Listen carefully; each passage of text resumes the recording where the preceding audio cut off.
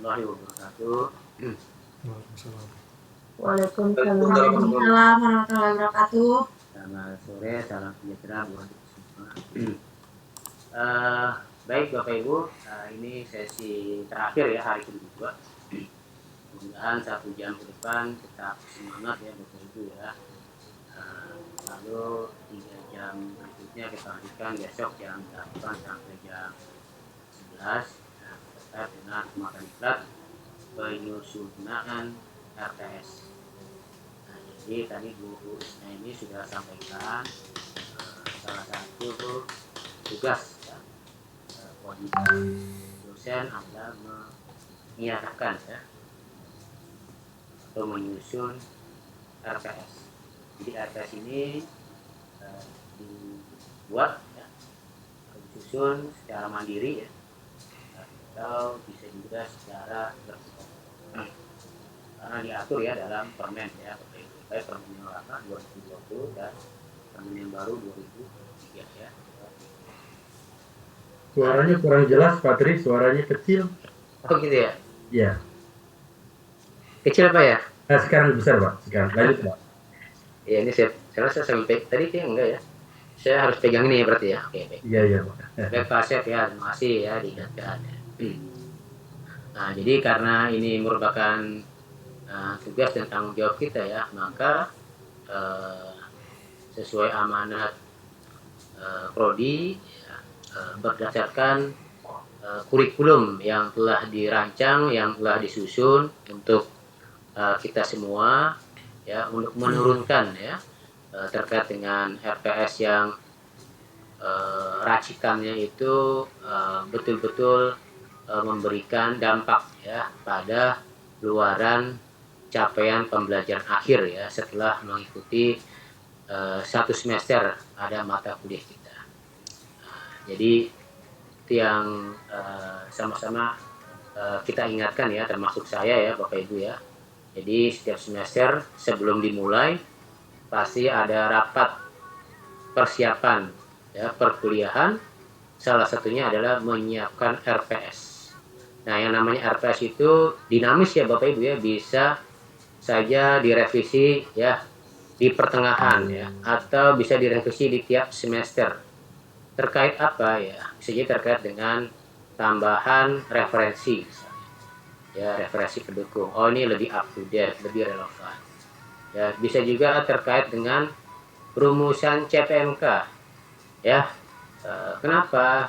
Karena CPL-nya berbeda atau berubah ya. Nah, jadi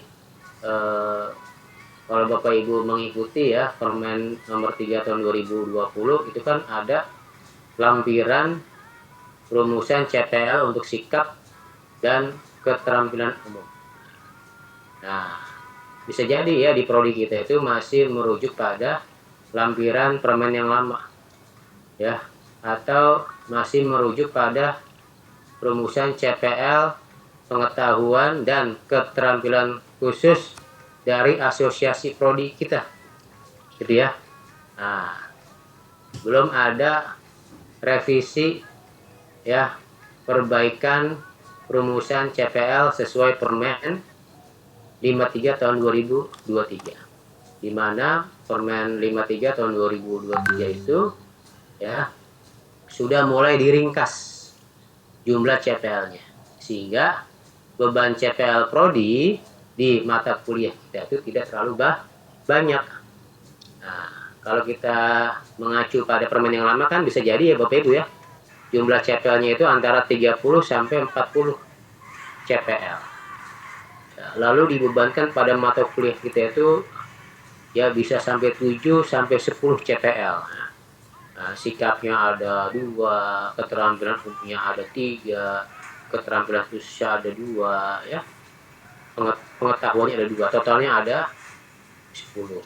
Nah, kalau CPL-nya sampai 10, nah, kita harus menurunkan ke CPMK-nya berapa banyak jumlahnya. Kan harusnya minimal sama ya. Kalau CPL-nya ada 10, berarti CPMK-nya ada 10 kan. Lalu sub CPMK-nya berapa? 14 misalnya. 14 berarti satu pertemuan atau satu pekan satu sub CPMK. Kalau satu pertemuan satu sub CPMK bisa jadi yang dinamakan outcome based education tidak terjadi. Kenapa? Karena pembelajarannya, kemampuan yang diharapkannya ya tidak berbasis HOTS, tidak berbasis luaran. Ya, coba kalau satu pertemuan kira-kira luaran apa sih? Paling hanya bisa mahasiswa mampu menjelaskan, mahasiswa mampu mengidentifikasi, mahasiswa mampu membedakan, atau paling tinggi sampai mahasiswa mampu menganalisis. Tapi kalau sudah sampai mengevaluasi, mengkreasi, itu nggak bisa satu pertemuan. Bisa jadi 2, 3, bahkan sampai 6 pertemuan. Artinya bisa jadi satu sub CPMK itu lebih dari satu pertemuan. Nah, jadi kira-kira itu gambaran Bapak Ibu ya, ketika kita nanti menyusun RPS yang berbasis luaran. Nanti Bapak Ibu lihat nih ya, RPS Bapak Ibu nih ya. Nggak apa-apa Bapak Ibu, misalnya CPL-nya masih CPL yang lama, boleh nggak apa-apa. Cuma nanti ketika merumuskan CPMK boleh nggak digabung misalnya, atau yang sikap itu secara implisit boleh ya, misalnya menjunjung nilai-nilai ketuhanan misalnya ya, contoh ya. Nah, nanti bisa aja dimasukkan ke dalam perumusan CPMK secara secara implisit ya, atau secara penggabungan ya dengan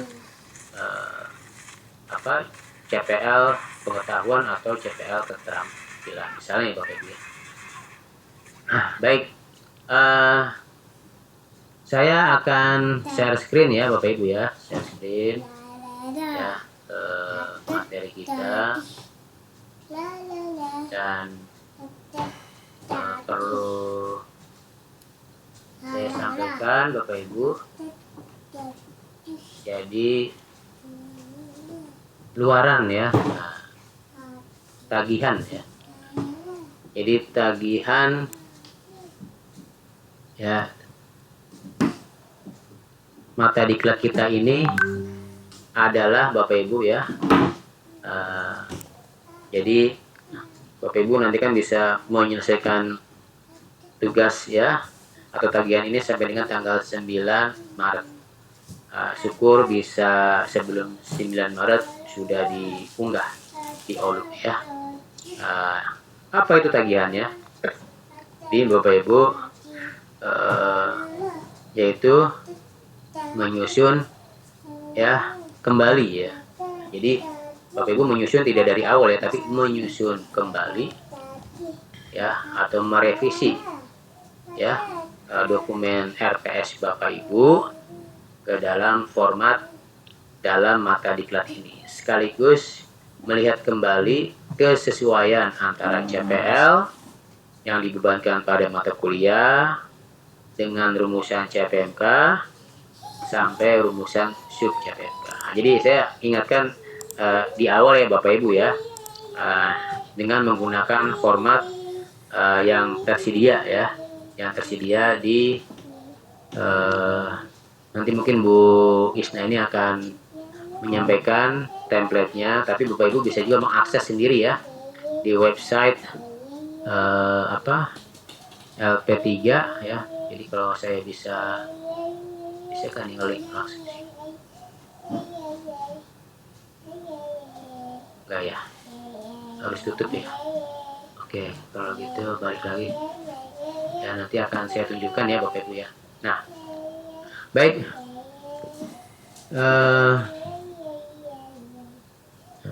jadi mata diklat ini Bapak Ibu ya, pertama membahas tentang apa itu RPS ya Bapak Ibu, lalu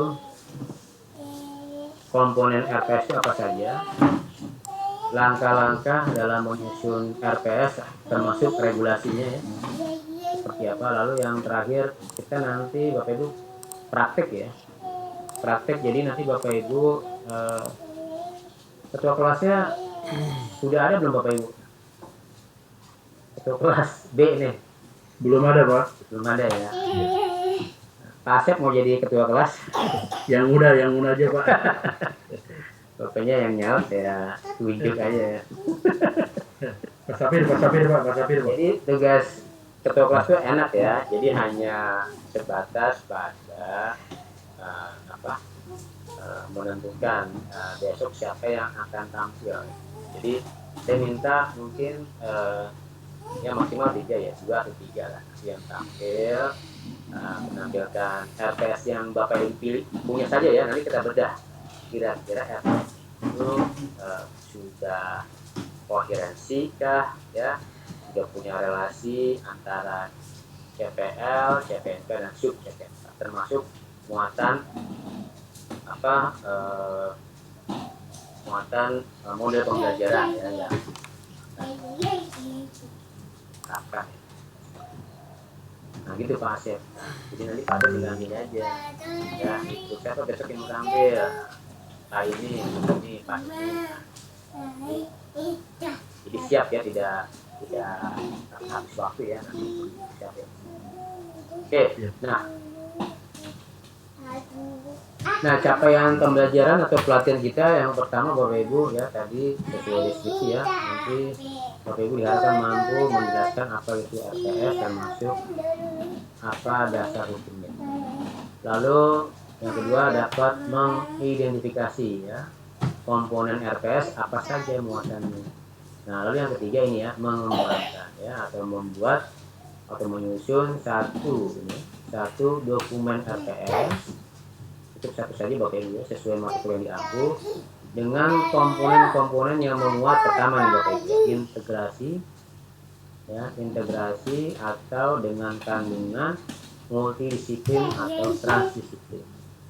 Nah, jadi ada tren integrasi ya, keilmuan Bapak Ibu ya, multi atau transdisiplin.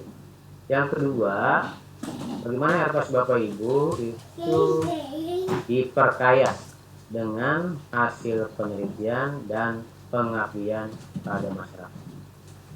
Yang ketiga ya, memastikan RPS Bapak Ibu itu menerapkan ini ya, case method ya, dan team based project ya, atau istilahnya project based learning. Nah ini ya Bapak Ibu ya. Jadi ada 3 nih. Ada 3. Ya. Coba nanti Bapak Ibu lihat kira-kira ada gak RPS itu menyinggung integrasi dengan keilmuan lainnya, lalu bermuatan atau dipercaya dengan hasil riset ya atau PKN. Lalu di metode pembelajarannya ada gak menyebutkan test method atau team based project. Nah kalau misalnya belum ada, baru direvisi gitu ya Bapak Ibu ya. Nah ini capaian pembelajaran kita ya untuk 4 jam ya. Berat ya 4 jam ya Bapak Ibu, harus butuh konsentrasi. Nah saya mulai ya untuk desain pelatihan itu dengan orientasi pengetahuan awal ya. Nah, nanti saya akan tanya beberapa pertanyaan ya, lalu ada paparan ya, lalu ada diskusi tanya jawab, lalu tadi ya praktek ya, sekaligus presentasi ya, refleksi dan penugasan. Tadi penugasan sudah saya sampaikan ya, Bapak Ibu harus menghasilkan apa. Oke, saya mulai dari orientasi pengetahuan awal.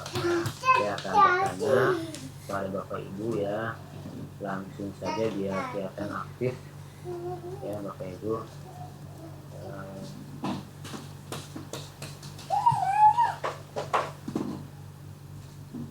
Ya, saya akan minta 3 peserta ya yang merespon ya. Boleh respon ya terlebih dahulu, silakan ya Pak, bersuara ya. Pertanyaannya, ya, apa yang harus Bapak Ibu pikirkan ya, atau rumuskan atau tentukan ya, sebelum Bapak Ibu mengajar suatu mata kuliah? Silakan, siapa yang ingin menyampaikan?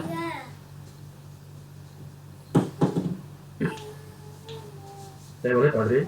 Ya, Pak Asep silakan ya. Pak Asep. Terima kasih Asep. Saya Assalamualaikum warahmatullahi wabarakatuh. Ya. Saya dari FIB. Biasanya mekanisme kalau di kami tiba-tiba gitu Pak. Jadi kalau di FIB di manajemen tiba-tiba saya mengampu mata kuliah ini. Kadang-kadang yang tidak tahun semester sebelum tidak ada begitu. Nah jadi pada saat itu ya mau tidak mau kita tidak pernah protes. Paling saya sekarang mengampu mata kuliah baru. Akhirnya saya lihat kompetensi saya, apakah saya ini mampu apa tidak.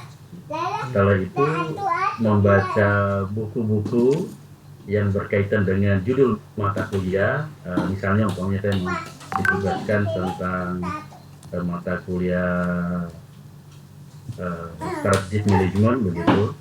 Jadi saya mau tidak mau saya membaca, otomatis saya melihat dulu kemampuan saya sebagai mantan profesional, banyak hal-hal yang kami terima saat menjadi profesional, decision making dan sebagainya, membaca buku-buku referensi dari terutama bahan yang dari luar ya, begitu. Setelah itu baru pergi ke Gramen beli buku. Nah baru kita menyusun bahan ajar Pak, menyusun bahan ajar apa-apa saja yang akan kita ajar, dan biasanya kami kontak dengan Kaprodi, ada nggak RPS yang lama begitu. Nah di RPS yang lama saya lihat kita sesuaikan, kadang-kadang RPS-nya itu sudah dibuat 3 tahun yang lalu, belum pernah di-upgrade, akhirnya kita sesuaikan dengan ilmu yang baru. Kemudian tentunya ada 3 bahan kajian yang kami referensikan. Yang pertama adalah buku-buku, yang kedua tadi yang disampaikan Bapak juga adalah jurnal-jurnal yang berkaitan dengan mata kuliah yang akan kita ampuh. Demikian Pak Tri, terima kasih. Assalamualaikum warahmatullahi wabarakatuh. Waalaikumsalam warahmatullahi wabarakatuh. Baik, terima kasih Pak Asep ya. Jadi hal pertama yang terpikir ya, atau yang dilakukan ya ketika akan masuk kuliah, mempelajari ya bahan-bahan pembelajaran ya dari berbagai sumber ya, termasuk pengalaman Pak Asep ya sebagai praktisi sebelumnya, profesional ya, lalu mencoba menyusun bahan ajar ya, minimal misalnya PowerPoint ya, atau media-media pembelajaran lainnya, lalu mempelajari RTS. Mungkin dibalik pakai RTS dulu kali ya Pak.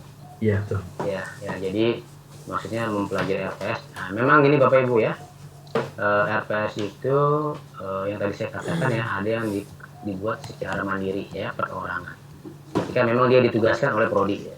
Jadi kalau nggak ditugaskan prodi jangan buat Pak Asep ya.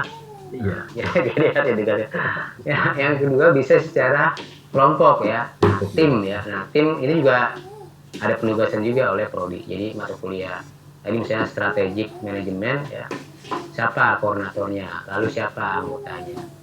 Nah koordinator ini bertanggung jawab ya untuk sampai RPS ini selesai. Nah memang yang tadi saya sampaikan Pak Asep dan Bapak Ibu, RPS bisa diupdate terus ya di tiap semester ya, jangan nunggu tadi ya, misalnya ini 4-5 tahun ya Bapak Ibu ya. Nah, ini kan sudah out of date, termasuk daftar pustakanya pasti sudah lama-lama itu, sehingga updating di tiap semester itu dimungkinkan ya, termasuk model-model pembelajaran kekinian ya yang bisa kita terapkan, termasuk kebijakan-kebijakan terbaru ya dari kementerian atau dari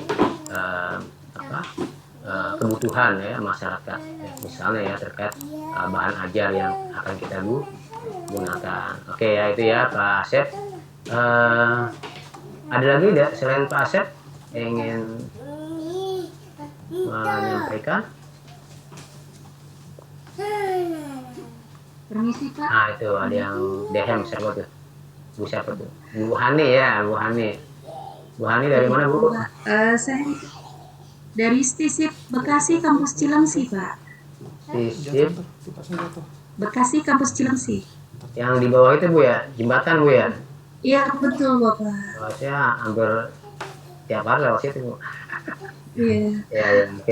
Mungkin saya hanya ingin menambahkan sedikit yang Pak Asep sampaikan tadi. Oh ya. Saya setuju dengan Pak Asep karena ada beberapa yang harus kita pelajari dulu karena setiap pembelajaran, apalagi sekarang ini menggunakan kurikulum merdeka ya Pak. Kita banyak sekali yang pitch and balance-nya itu tinggi. Mungkin saya menambahkan sedikit yaitu mendeskripsikan tujuan dan manfaat elemen rancangan pembelajaran kita terlebih dahulu agar balance dengan keadaan di dalam masyarakat kita dalam ilmu pendidikan di kampus terutamanya. Kemudian yang kedua, mendeskripsikan langkah-langkah apa saja yang akan kita gunakan dalam rancangan pembelajaran.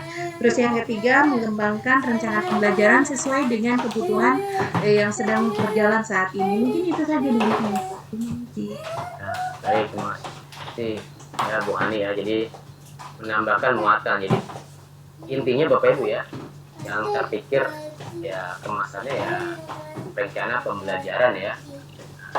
Rencana pembelajaran itu kan tadi ya misalnya Bu, saya ambil satu langkah-langkah.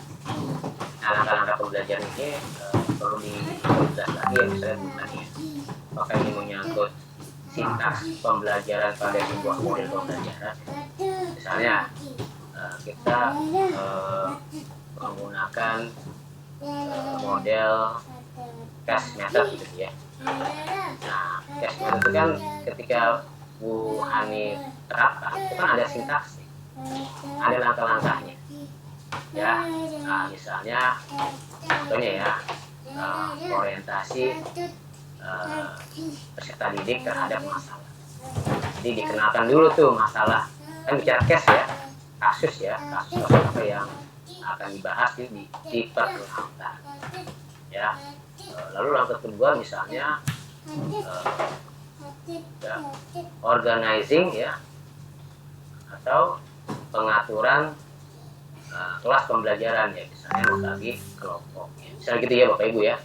Nah, sampai sintaks yang kelima ya misalnya. Jadi kalau case kan Bapak Ibu ya ada 5 langkah, 5 sintaks ya. Kalau feedback positif itu ada 6 sintaks ya Bapak Ibu. Itu tentu di dalamnya ya langkah-langkah itu ada muatan aktivitas kegiatan. Jadi misalnya tadi ya sintaks pertama orientasi masalah kepada peserta didik. Aktivitas yang dilakukan oleh dosen ya, saya menampilkan video-video ya, video terkait dengan kasus atau masalah apa yang akan dibahas. Jadi di situ ada interaksi ya, mahasiswa mengamati ya, di tayangan video ya, untuk kasus terkait dengan topik ya atau materi pembelajaran yang ada.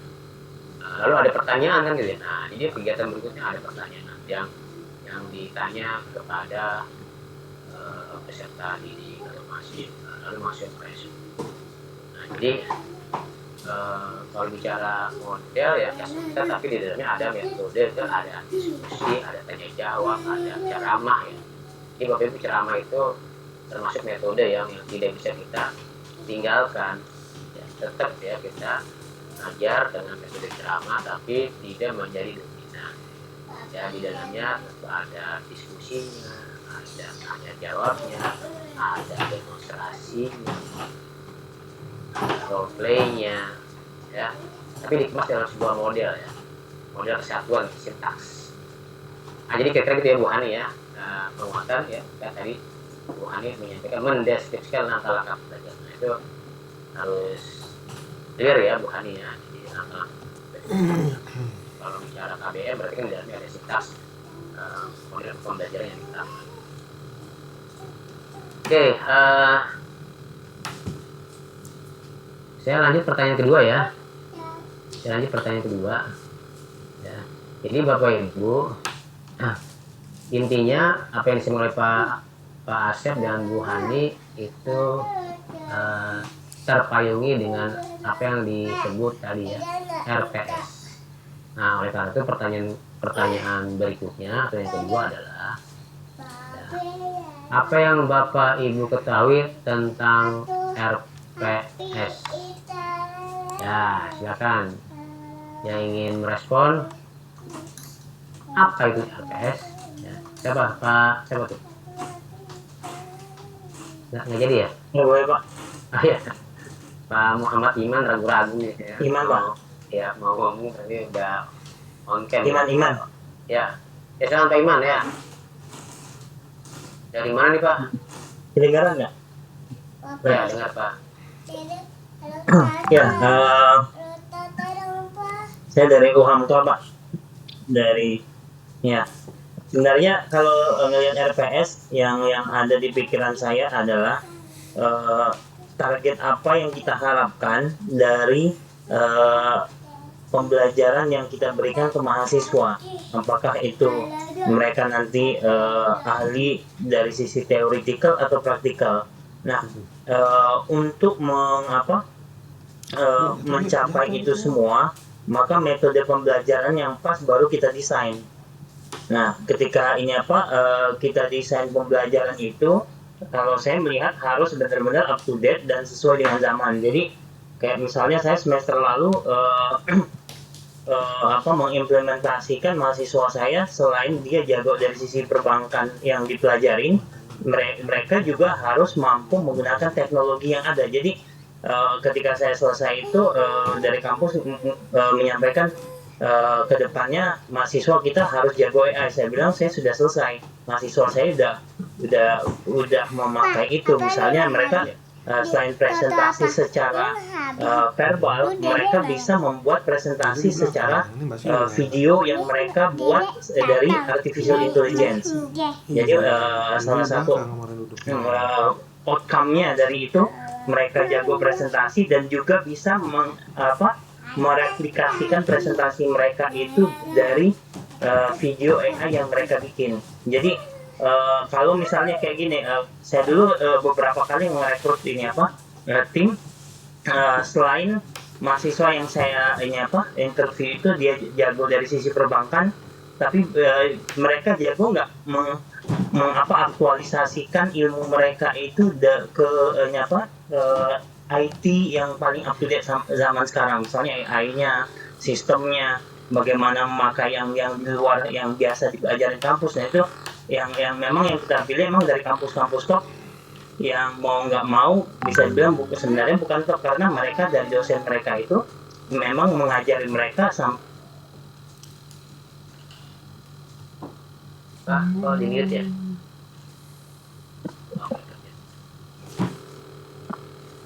Ya, lanjut Pak ya. Masih ada. Iya, sudah Pak. Sudah selesai. Kedengaran nggak tadi? Sudah kedengaran tadi. Pas terakhir Sudah masih berlanjut ya. Oke, baik. Masih Pak Iman ya. Jadi betul ya Pak Iman ya. Jadi memang RPS itu kan memang didesain dalam satu semester ya, untuk satu mata kuliah. Jadi kalau misalnya Pak Iman mengambil mata kuliah apa Pak Iman? Mata kuliah apa aja? Perbankan syariah. Mata kuliah Perbankan syariah. mata kuliah perbankan syariah, bukan prodinya itu Pak. Ya. Perbankan syariah Pak. Iya. Suara saya. Iya. Mata kuliahnya macam-macam Pak. Ada perencanaan keuangan, sistem informasi keuangan, ada perbankan digital, macam-macam Pak. Ya, oke. Misalnya mata kuliahnya perbankan digital ya, yang mempelajari AI. Ya, jadi memang dalam satu semester ya Pak Iman ya, secara mandiri atau kelompok itu menyusun rencana pembelajaran dalam satu semester untuk mata kuliah perbankan digital yang tadi di luarannya ya, karena kan kita kurikulumnya berbasis outcome ya, based education ya, luaran ya, project ya. Sehingga ketika Pak Iman ya menggunakan CPL yang dibebankan di mata kuliah Pak Iman ya, lalu merumuskan CPMK sampai sub CPMK, maka ada luaran tadi ya, ketika selesai perkuliahan 1 semester, maka ya mahasiswa ini mampu untuk kinerja, mampu berbuat apa, bukan mampu berkata apa ya, tapi mampu berbuat apa. Nah tadi misalnya mengintegrasikan teknologi ya AI ya dengan konsep perbankan. Jadi ketika proses pembelajaran itu di-create sedemikian baik dengan model pembelajaran yang memang berbasis project, maka luaran itu diharapkan mahasiswa ya secara individual ya atau secara tim ya Pak Iman ya, itu mampu menunjukkan kinerjanya, luarannya dalam bentuk project tadi ya. Oke, terima kasih Pak Iman. Satu lagi, apa itu LPS? Saya Indra. Ya Pak Indra, silakan Pak Indra ya. Pak Indra dari. Terima kasih. Dari STT GGI Jakarta, Pak. Oke. Baik, kalau cara tentang RPS, yang pertama-tama dalam benak saya adalah suatu giat perencanaan ya, membuat planning. Jadi kita membuat planning karena untuk keberhasilan. Jadi ada istilah orang kalau tidak membuat perencanaan itu dia sedang merencanakan kegagalan. Ya. Jadi RPS bagi saya secara singkat ya satu giat untuk merencanakan pembelajaran. Terima kasih Pak. Ya baik, terima kasih Pak Indra ya, betul ya. Jadi sama seperti kita punya impian Pak. Ya orang yang nggak punya impian itu hidup kita selesai Pak. Ya. Nah artinya apa yang disampaikan oleh Pak Indra ya, untuk konteks pembelajaran ya, memang kita perlu merencanakan pembelajaran yang akan kita lakukan, karena tanpa merencanakan bersiap untuk mengalami kegagalan. Jadi rencanakan planning, then we will have a success gitu ya. Nah, suksesnya tentu terkait dengan tadi ya, capaian akhir pembelajaran di akhir tadi ya, masa studi di tiap semester. Nah, gitu ya untuk satu mata kuliah Pak Indra ya, minimal ya. Oke, baik, terima kasih Pak Indra. Selanjutnya pertanyaan yang ketiga, tolong Bapak Ibu tulis di chat ya. Di chat silakan Bapak Ibu tulis satu saja, satu komponen dalam RPS ya. Silakan Bapak Ibu satu saja ya.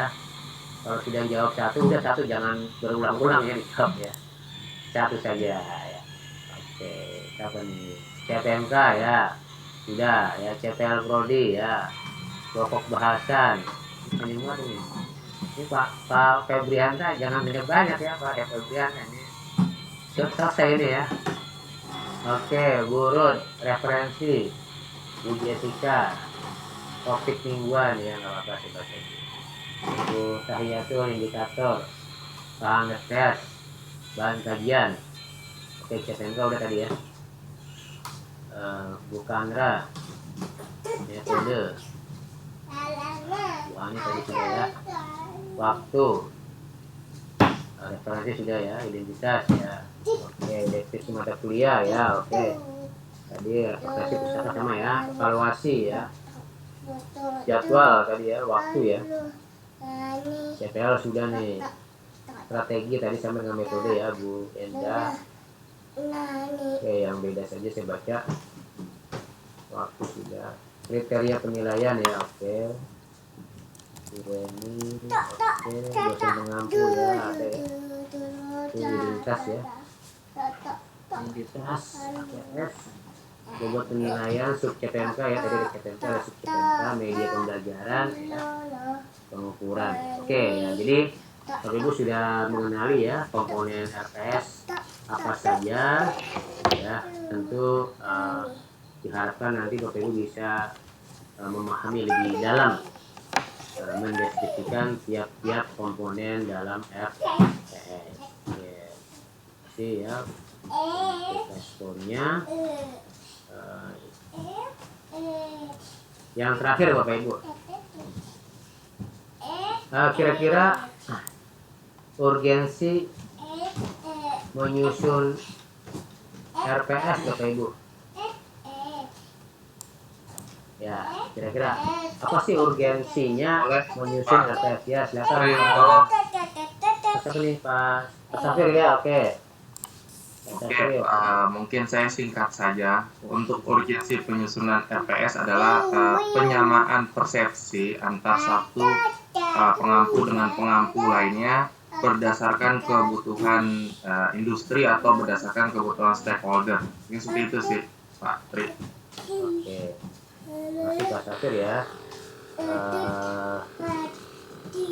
Jadi secara singkat disampaikan ya, pentingnya atau urgennya penyusunan RPS adalah sebagai penyamaan persepsi tadi ya.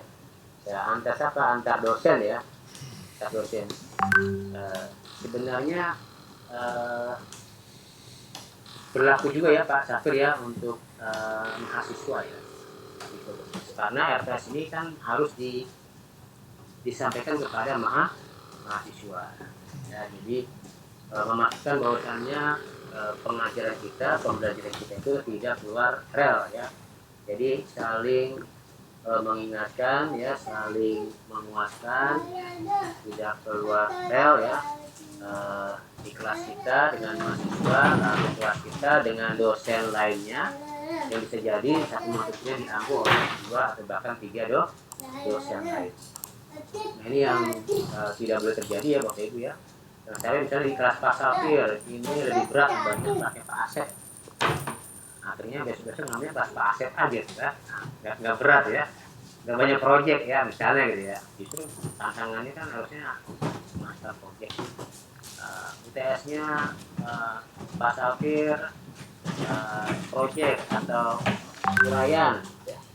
Pak Asep pilihan ganda, jadi itu contoh ya. Nah ini kan berarti kan harus itu ya tadi ya, penyamaan persepsi ya kita dalam menerapkan perkuliahan kita di kelas yang kita ampu untuk mata kuliah. Recording stopped. Nah, ini rekamannya. Wes. Bentar ya Bapak Ibu.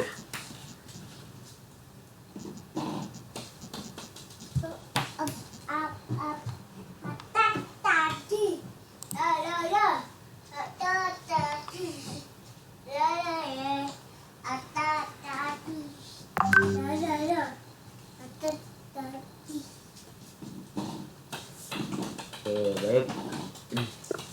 Nah, jadi kira-kira itu ya Bapak Ibu ya. Oke, satu lagi. Tadi Pak Safir sudah. Apa yang ingin menambahkan? Assalamualaikum. Assalamualaikum. Pak siapa? Baik, saya Hadi, Bapak dari komunitas Kota Semarang. Mohon izin, Bapak menambahkan Oke.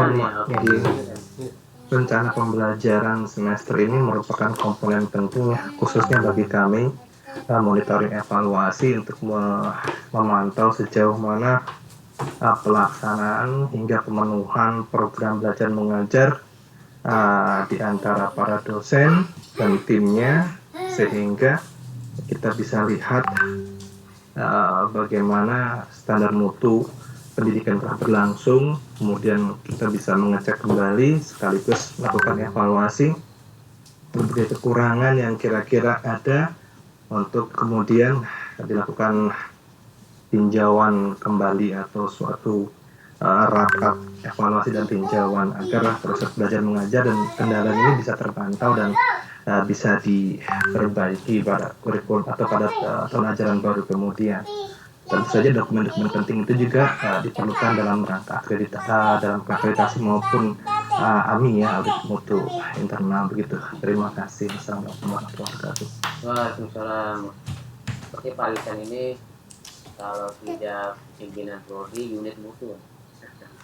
Ya, karena memang eh, ada pihak-pihak yang memang perlu melakukan monitoring dan evaluasi. Jadi selain kita punya dosen ya, kontrol diri ya tadi ya Pak Hafid menunjukkan penyerahan persepsi antar dosen yang mengambil mata kuliah A ya, disampaikan kepada mahasiswa ya, pastikan pembelajaran kita itu on the track ya sesuai dengan KPS, juga dimonitoring dan evaluasi ya. Nah, biasanya memang Bapak Ibu prodi atau itu biasa ya memantau proses dan mungkin dari kelengkapannya dulu ya kali Pak Isan, kelengkapan RPS kan tidak anti RPS ya, tapi itu ada bahan ajar ya. Suaranya kecil, mohon maaf Pak Tri. Ada bahan ajarnya ya, lalu ada perangkat evaluasinya ya, apakah itu untuk UTS atau untuk UAS ya, dan seterusnya. Lalu apakah menerapkan SCL ya, Student Learning Center ya Bapak Ibu ya, ini kan juga bagian dari prinsip-prinsip pembelajaran ya.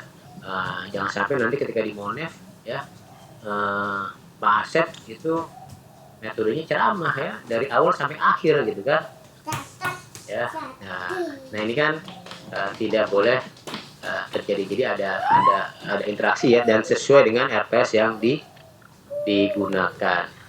Oke, baik Bapak Ibu, terkait dengan orientasi ya, terima kasih untuk respon dan beberapa tanggapan ya terkait dengan pertanyaan. Saya sedikit ya sebelum jam 4 ya, kurang lebih 5 menit saya akan sampaikan sedikit paparan materi ya. Jadi apa itu RPS tadi sudah disampaikan dengan sangat baik ya, tapi secara ringkas dikatakan RPS adalah rencana pelaksanaan pembelajaran yang dibuat untuk kurun waktu 1 semester untuk 1 mata kuliah gitu ya, dan juga berfungsi sebagai kontrak perkuliahan. Biasanya Bapak Ibu selain RPS ya, bisa juga ya diturunkan menjadi sebuah kontrak perkuliahan. Nah ini pilihan ya, jadi bisa RPS memang yang disampaikan itu bagian dari kontrak perkuliahan ya, tapi bisa juga secara terpisah dikemas ya dengan template tertentu kontrak perkuliahan. Nah intinya Bapak Ibu ya, secara prinsip muatan merencanakan pembelajaran itu ada 4 hal ya, mulai dari tujuan ya, lalu ada materi, lalu ada proses, dan juga ada evaluasi. Nah, bicara tujuan tentu kompetensi apa yang harus dikuasai atau yang dicapai oleh mahasiswa. Nah, tentu ini mengacu pada capaian pembelajaran yang dirumuskan ya, prodi yang dibebankan pada CPNK atau mata kuliah yang dibebankan. Secara materi ya Bapak Ibu ya, muatannya tentu terkait dengan konsep ya, teori ya, pokok bahasan ya, subpokok bahasan gitu ya Bapak Ibu ya. Lalu proses ya, proses itu mencakup ya mulai dari kegiatan pengalaman belajar ya, dengan menggunakan metode pembelajaran tertentu ya, lalu penyampaian materi ya Bapak Ibu ya, lalu ada penggunaan media, lalu merujuk pada sumber-sumber, lalu waktu yang dibutuhkan ya, lalu tugas-tugas yang diberikan ya, lalu ada pengelolaan kelas ya supaya menarik dan interaktif dan siswa berpartisipatif aktif. Nah, lalu evaluasi tentu terkait dengan teknik penilaian ya, lalu instrumen penilaian dan kriteria penilaian. Nah, Bapak Ibu, dasar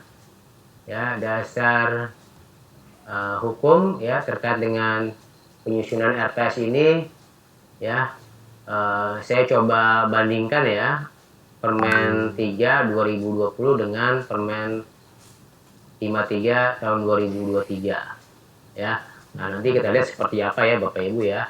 Nah, ini Bapak Ibu ya, coba kita lihat ya perbandingan Permen 3 2020 ya, pasal 19 ya, di sini muatan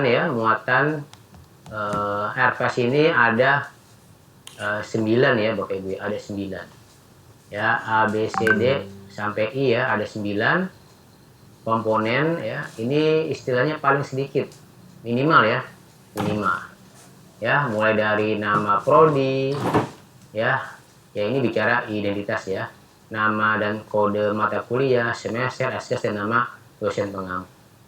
Nah, lalu ada CPL yang dibebankan pada mata kuliah, ada kemampuan akhir, A sub CPMK, ada bahan kajian, ada metode, ada waktu, ada pengalaman belajar, ada kriteria indikator bobot penilaian sampai daftar pustaka. Dan ini dikembangkan secara mandiri atau kelompok. Itu ya Bapak Ibu ya. Nah, kita bandingkan dengan yang Permen 53 tahun 2020. Nah, ya. Nah, Permen 53 2023 ya, ini hanya memuat 3 ya. Nah, 3. Yaitu capaian pembelajaran yang menjadi tujuan belajar. Lalu cara, ini berarti metode ya. Cara mencapai tujuan belajar ya. Nah, di sini melalui strategi dan metode pembelajaran. Lalu cara menilai, berarti instrumen penilaian. Jadi ada 3 Bapak Ibu. Secara ringkas ya, tapi secara rinci ya, tidak salah ya kita menggunakan minimal 9 komponen ya. Tapi yang menjadi penyederhanaan adalah 3 hal ya, yaitu tujuan pembelajaran atau CP, lalu strategi, dan penilaian. Ada 3. Sama Bapak Ibu kalau misalnya di sekolah ya, guru-guru ya, itu awalnya ketika menyusun RPP ya, awalnya ya, itu ada 13 komponen. Nah, lalu direvisi menjadi RPP 1 lembar namanya. RPP 1 lembar atau sederhana, hanya 3 komponen ya. Nah, sama kurang lebih ya. Jadi ada tujuan, cuman KBM di dalamnya ada strategi atau model pembelajaran, lalu ada instrumen penilaian. Jadi lebih simpel, lebih sederhana ya. Nah, sama ya dengan permen yang lama, jadi dikembangkan oleh dosen atau tim ya, tim dalam koordinasi unit pengelola program studi. Nah, ini ada di pasal 12 ayat 1 dan 2. Jadi sama ya, sama pasal 12 ya Bapak Ibu ya. Oke. Nah, kita mulai dari identitas ya. Nah, Bapak Ibu, jadi tadi disampaikan ya, untuk identitas itu ya mencakup informasi nama universitas, fakultas, dan program studi. Juga memuat mata kuliah, kode, dan hal-hal penting lainnya. Nah, jadi Bapak Ibu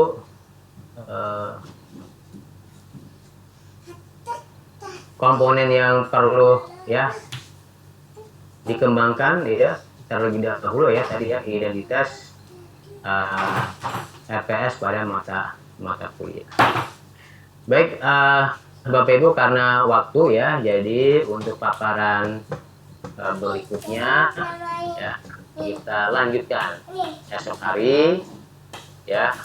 Bapak Ibu, kita sudahi ya, kita sholat ya, asar ya, dan bisa istirahat. Kalau di kantor bisa pulang.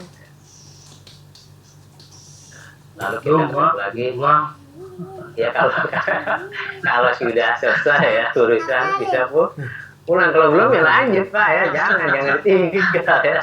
Cuma untuk tadi kita udah selesai nih ya, udah selesai ya. Jadi kalau mau lanjut lagi kerjaan lain boleh, kalau mau pulang boleh ya.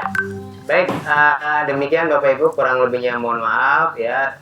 See you tomorrow, sampai ketemu besok.